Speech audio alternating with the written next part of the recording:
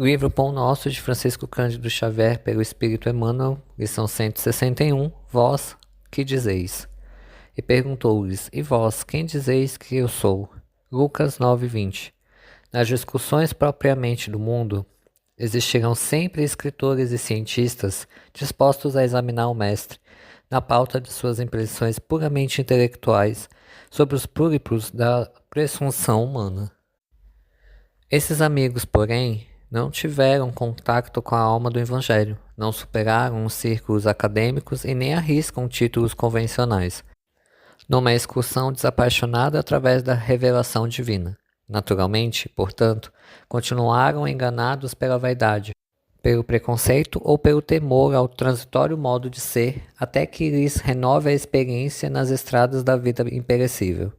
Entretanto, na intimidade dos aprendizes sinceros e fiéis, a pergunta de Jesus reveste-se de singular importância. Cada um de nós deve possuir opiniões próprias, relativamente à sabedoria e à misericórdia com que temos sido agraciados. Palestras vãs acerca do Cristo quadram bem apenas os espíritos desavorados no caminho da vida. A nós outros, porém, compete o testemunho da intimidade com o Senhor, porque somos usufrutuários diretos da sua infinita bondade. Meditemos e renovemos aspirações em seu evangelho de amor, compreendendo a impropriedade de mútuas interpelações com respeito ao Mestre, porque a interrogação sublime vem dele a cada um de nós e todos necessitamos conhecê-lo, de modo a assinalarem em nossas tarefas de cada dia. Que assim seja. Lição 162, Manifestações Espirituais. Mas a manifestação do Espírito é dada a cada um para o que for útil. Paulo, 1ª Epístola aos Coríntios, 12:7. Com a revivescência do cristianismo puro nos agrupamentos do Espiritismo com Jesus, verifica-se idêntica preocupação às que torturavam os aprendizes dos tempos apostólicos no que se refere à mediunidade. A maioria dos trabalhadores na evangelização inquieta-se pelo desenvolvimento imediato de faculdades incipientes. Em determinados centros de serviço, exigem-se realizações superiores à possibilidade de que dispõem. Em outros, sonha-se com fenômenos de grande alcance. O problema, no entanto, não se resume a aquisições de exterior. Enriqueça um homem a própria iluminação íntima, e intensifique o poder espiritual através do conhecimento e do amor, e entrará na posse de tesouros eternos de modo natural. Muitos aprendizes desejariam ser grandes videntes ou admiráveis reveladores, embalados na perspectiva de superioridade, mas não se abalaçam nem mesmo a meditar no suor da conquista sublime. Inclinam-se aos proventos, mas não cogitam do esforço. Nesse sentido, é interessante recordar que Simão Pedro, cujo espírito se sentia tão bem com o Mestre glorioso no Tabor, não suportou as angústias do amigo flagelado no Calvário. É justo que os discípulos pretendam o engrandecimento espiritual. Todavia, quem possua a faculdade humilde não a despreze, porque o irmão mais próximo seja detentor de qualidades mais expressivas. Trabalhe cada um com o material que lhe for confiado, convicto de que o Supremo Senhor não atende, no problema de manifestações espirituais, conforme o capricho humano, mas sim de acordo com a utilidade geral. Que assim seja. Lição 163, Agradecer. E sede agradecidos. Paulo, Colossenses 3,15. É curioso verificar que a multidão dos aprendizes está sempre interessada em receber graças. Entretanto, é raro encontrar alguém com a disposição de ministrá-las. Os recursos espirituais, todavia, em sua movimentação comum, deveriam obedecer ao mesmo sistema aplicado às providências de ordem material. No capítulo de bênçãos da alma, não se deve receber e gastar, insensatamente, mas recorrer ao critério da prudência e da redição, para que as possibilidades não sejam absorvidas pela desordem e pela injustiça. É por isso que, em suas instruções aos cristãos de Colossos, recomenda o apóstolo que sejamos agradecidos. Entre os discípulos sinceros, não se justifica o velho hábito de manifestar reconhecimento em frases bombásticas e laudatórias. Na comunidade dos trabalhadores fiéis a Jesus, agradecer significa aplicar proveitosamente as dádivas recebidas, tanto ao próximo quanto a si mesmo. Para os pais amorosos, o melhor agradecimento dos filhos consiste na elevação compreensão do trabalho e da vida, de que oferecem testemunho. Manifestando gratidão ao Cristo, os apóstolos lhe foram leais até o último sacrifício. Paulo de Tarso recebe o apelo do Mestre e, em sinal de alegria e de amor, serve a causa divina através de sofrimentos inomináveis, por mais de 30 anos sucessivos. Agradecer não será tão somente problema de palavras brilhantes. É sentir a grandeza dos gestos, a luz dos benefícios, a generosidade da confiança e corresponder espontaneamente, estendendo aos outros os tesouros da vida. Que assim seja. Lição 164. O diabo. Responder-lhe Jesus: Não vos escolhi a vós os 12, e um de vós é diabo. João 6,70. Quando a teologia se reporta ao diabo, o crente imagina, de imediato, o senhor absoluto do mal, dominando no inferno sem fim.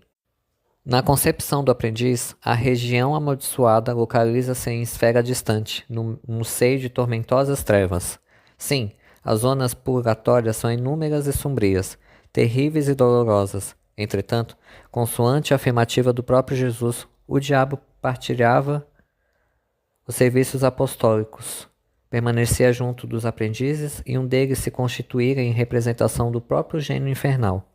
Basta isso para que nos informemos de que o termo diabo não indicava, no conceito do mestre, um gigante de perversidade, poderoso e eterno no espaço e no tempo.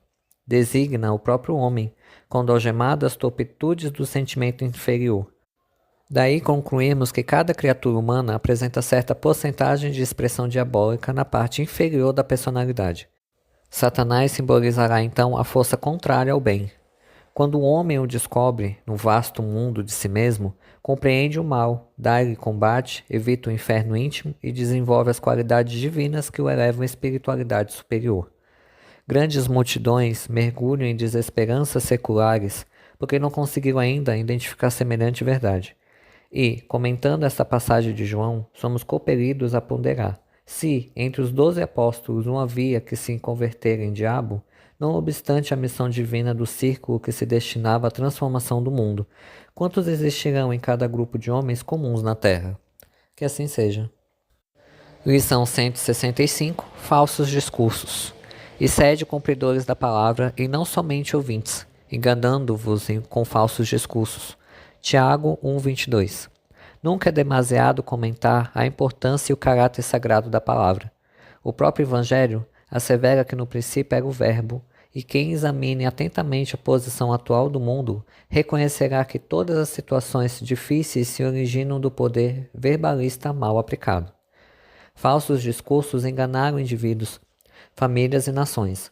Acreditaram alguns em promessas vãs, outros em teorias falaciosas, outros ainda em perspectivas de liberdade sem obrigações. E raças, agrupamentos e criaturas, identificando a ilusão, atritam-se mutuamente, procurando a paternidade das culpas. Muito sangue e muita lágrima tem custado a criação do verbo humano. Impossível, por agora, computar esse preço doloroso ou determinar quanto tempo se fará necessário ao resgate preciso. No turbilhão de lutas, todavia, o amigo do Cristo pode valer-se do tesouro evangélico, em proveito de sua esfera individual. Cumprir a palavra do Mestre em nós é o programa divino. Sem a execução desse plano de salvação, os demais serviços sob nossa responsabilidade constituirão sublimada teologia, raciocínios brilhantes, magnífica literatura, muita admiração e respeito do campo inferior do mundo, mas nunca a realização necessária.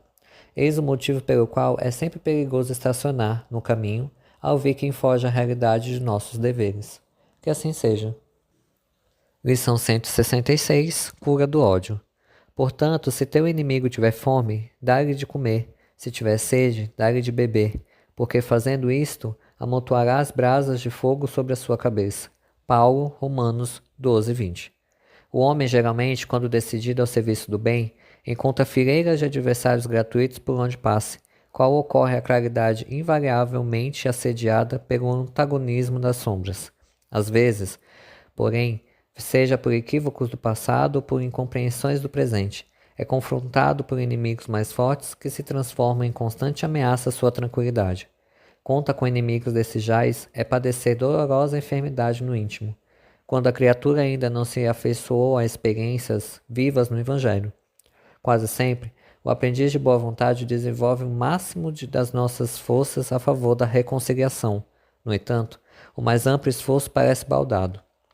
A impenetrabilidade caracteriza o coração do outro e os melhores gestos de amor passam por ele despercebidos. Contra essa situação, todavia, o livro divino oferece receita salutar. Não convém agradar atritos, desenvolver discussões e muito menos desfazer-se a criatura bem-intencionada em gestos bajulatórios. Espere-se pela oportunidade de manifestar o bem. Desde o minuto em que o ofendido esquece a disseção e volta ao amor, o serviço de Jesus é reatado. Entretanto, a visão do ofensor é mais tardia e, em muitas ocasiões, somente compreende a nova luz, quando essa lhe converte em vantagem ao círculo pessoal. Um discípulo sincero do Cristo liberta-se facilmente dos laços inferiores, mas um antagonista de ontem pode permitir muito tempo no amadurecimento do coração. Eis o motivo pelo qual dar-lhe todo o bem, no momento oportuno, é amontoar o fogo renovador sobre a sua cabeça, curando-lhe o ódio, cheio de expressões infernais. Que assim seja. Lição 167. Entendimento. Transformai-vos pela renovação do vosso entendimento. Paulo, Romanos 12:2. Quando nos reportamos ao problema de transformação espiritual, a comunidade dos discípulos do Evangelho concorda conosco quando há semelhante necessidade, mas nem todos demonstram perfeita compreensão do assunto. No fundo, todos anelam a modificação. No entanto, a maioria não aspira senão a mudança de classificação convencional. Os menos favorecidos pelo dinheiro buscam escalar o domínio das possibilidades materiais. Os detentores de tarefas humildes pleiteiam as grandes posições e, num crescendo desconcertante, quase todos pretendem a transformação indébita das oportunidades a que se ajustam, mergulhando na desordem inquietante. A renovação indispensável não é a de plano exterior flutuante. Transforma-se o Cristo devotado não pelos sinais externos, e sim pelo entendimento dotando a própria mente na nova luz e novas concepções. Assim como qualquer trabalho terrestre, pede a sincera aplicação dos aprendizes a que eles se dedicam. O serviço de aprimoramento mental exige constância de esforço no bem e no conhecimento. Ainda que é fogoso reconhecer que a disciplina entrará com fatores decisivos.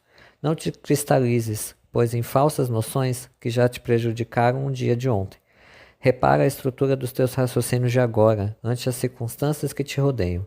Pergunta a ti próprio quanto ganhaste no Evangelho para analisar retamente esse ou aquele acontecimento de teu caminho. Fazer isso e a bondade do Senhor te auxiliará na esclarecedora resposta a ti mesmo. Que assim seja. Lição 168, de madrugada. E no primeiro dia da semana, Maria Madalena foi ao sepulcro, de madrugada, sendo ainda escuro, e viu a pedra removida do sepulcro. João 21.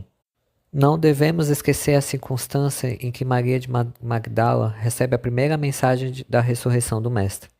No seio de perturbações e desalentos da pequena comunidade, a grande convertida não perde tempo em lamentações estéreis, nem procura o sono do esquecimento.